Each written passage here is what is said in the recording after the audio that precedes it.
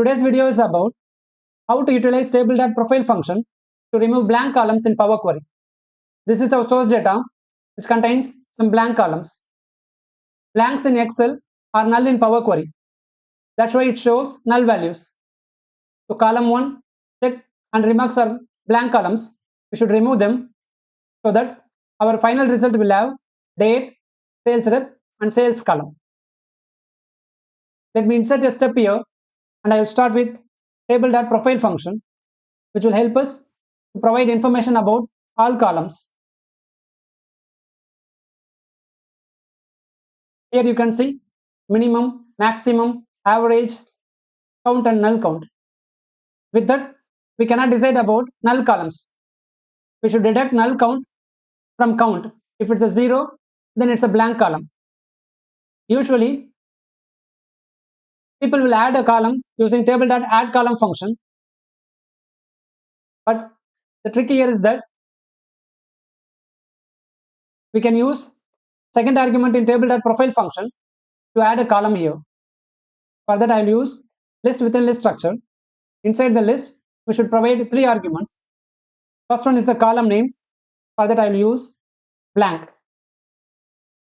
Next one is type check as function. We are not going to do any type check here, so I will use each true. Third argument is aggregation as function.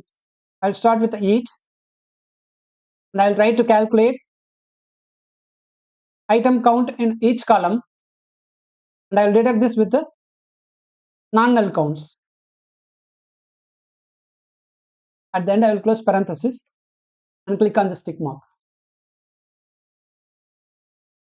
This is the new column which has blank counts. If count and blanks are same, then it is a blank column. To apply filter based on a condition, I will use Table.selectRows function. Second argument is a condition as function, in which I will start with if count is equal to blank, then apply filter and provide those rows. I will click on the tick mark, but it delivers an error. That's because we cannot directly access the columns of a table delivered by Table.Profile function. So to overcome this issue, I will wrap Table.Profile function inside Table.Buffer function.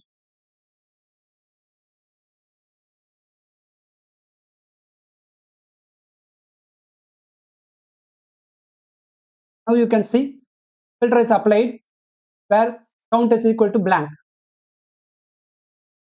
These are all the column names which are blank columns. To extract this column as a list, I will use the projection method. At the end of the table,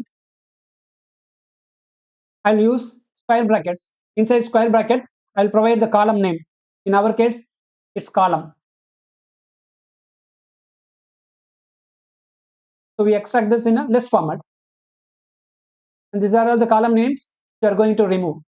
For that, I will use Table.RemoveColumns function. First argument is the table. We are going to remove columns in our source table. Second argument is a columns as a list format. This is our list. So at the end, I will close parenthesis and click on the tick mark. So this is our desired result.